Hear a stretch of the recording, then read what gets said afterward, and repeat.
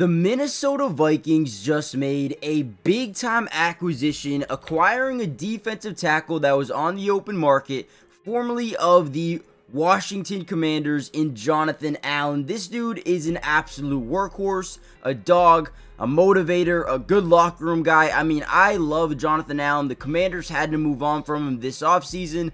But this is a guy that's going to come in here. He's going to work every single day to get better. He's right here on your screen. Look at him just go right through this left guard. Looks like he's being held the entire time, but still gets a quarterback sack on Kyler Murray. And in this video, what I wanted to do is break down everything I know about him so you guys can figure out who he is, what he adds, and why I think he could be a good player to this team. Obviously, still a lot to do and see going forward. But let me know in the comments down below a letter grade for the Vikings offseason thus far. Isaiah Rodgers, Jonathan Allen, Ryan Kelly. Where do you think they need to improve the most next?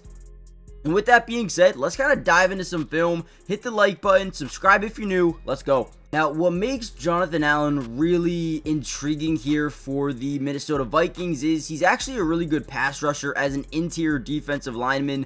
Now, the one thing that I don't love about him is he's not a very good run stuffer, okay?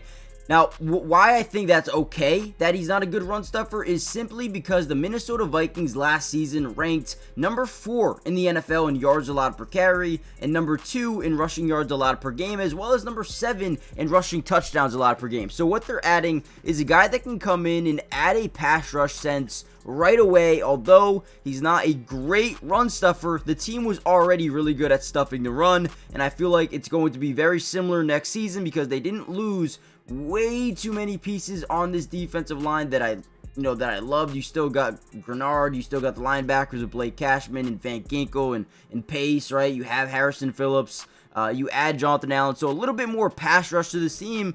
I love it. Now, when you look at the Minnesota Vikings from last season, they ranked number 16 in sack percentage, which was probably one of the worst things about their defense. It was they couldn't really get to the quarterback. So right away, when you look at Jonathan Allen's game, he does a really good job not overcommitting sometimes, because a lot of these defensive linemen, if you're rushing 4, if you're rushing 3, one guy has to, not overcommit to the rush, because whenever you rush 4 guys or 5 guys, there becomes lanes that open up. So look at Jonathan Allen here. Instead of rushing the quarterback, he stays put.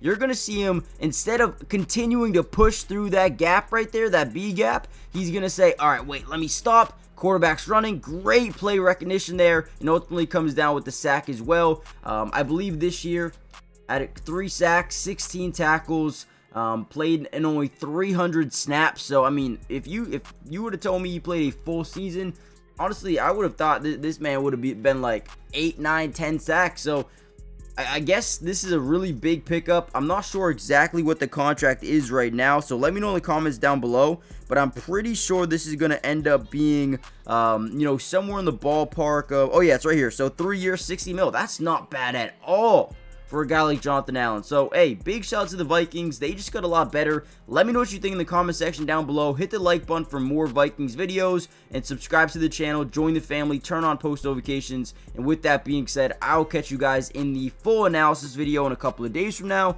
This is just a quick reaction.